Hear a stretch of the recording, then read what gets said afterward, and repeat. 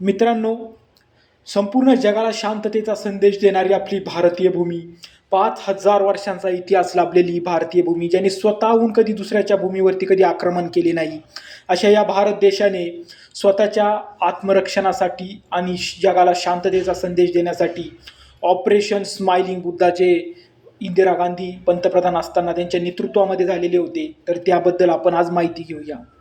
या ऑपरेशनला operation smiling Buddha यासाठी म्हणतात, कारण हे ऑपरेशन ज्या रात्री करण्यात आले त्यावेळेस बुद्ध पौर्णिमा होती त्या दिवशी, आणि मे 1974मध्ये राजस्थान राज्यातील पोखरण या ठिकाणी पहिली भारताची न्यूक्लिअर टेस्ट घेण्यात आली. आणि भारत हा जगातील न्यूक्लिअर पॉवर असलेल्या देशांच्या रांगेमध्ये जाऊन बसला.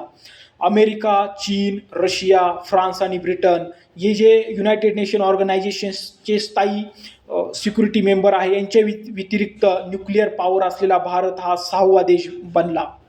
या कार्यक्रमाला भारत सरकारकडून पीसफुल न्यूक्लिअर एक्सप्लोजन असं नाव देण्यात आलं, कारण हा भारताच्या आत्मरक्षणासाठी, इंटरनॅशनल बॉर्डर सिक्युरिटीसाठी आणि जगाला शांततेचा संदेश देण्यासाठी घेण्यात आलेला प्रोग्राम होता, ज्यातून कोणत्याही देशाला हानी पोचणार नव्हती. आणि गव्हर्नमेंट ऑफ इंडियाने डिक्लेरेशन दिलं होतं की no first use but depend on that situation. ही जी पॉलिसी आहे, जी भारत सरकार 1974 पासून आजपर्यंत फॉलो करत आहे. मित्रांनो, पण भारत सरकारला ऑपरेशन स्माइलिंग बुद्धाची गरज का लागली? त्याचं कारण म्हणजे 1948, 1962, 1965 आणि 1971 ही 4 ते 5 युद्ध आपण पाकिस्तान आणि चीनच्या विरोधात लढत होतो. तर हे युद्ध लढत असताना आपल्याला आपली जी मिलिटरी स्टॅबिलिटी ती वाढवण्याची गरज लागली होती. तर त्यातून आपण ऑपरेशन स्माइलिंग बुद्धा हे इंदिरा गांधी पंतप्रधान असताना त्यांच्या नेतृत्वात शास्त्रज्ञ राजा रामन्ना यांच्या लिडरशिप खाली आपण ते केलं होतं. हे पहिलं ऑपरेशन असं होतं मित्रांनो, ज्यातून DRDO म्हणजे डिफेन्स रिसर्च डेव्हलपमेंट ऑर्गनायझेशन आणि बार्क म्हणजे भाभा ॲटॉमिक रिसर्च सेंटर यांच्या जॉईंट व्हेंचरमध्ये चालू केलेलं हे पहिलं भारत सरकारचं ऑपरेशन होतं, आणि ते पूर्णपणे सक्सेस झालेलं होतं.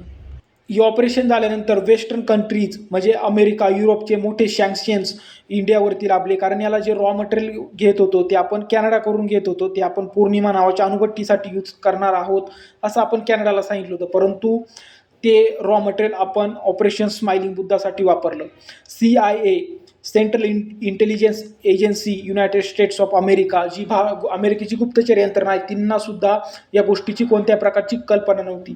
तर भारत सरकारमधील जे वरिष्ठ अधिकारी होते त्यांनाही या गोष्टीची कल्पना नव्हती. एकदम थोड्या लोकांना आणि PO मधील मोजक्या लोकांना या ऑपरेशन स्माइलिंग बुद्धाची कल्पना देण्यात आलेली होती.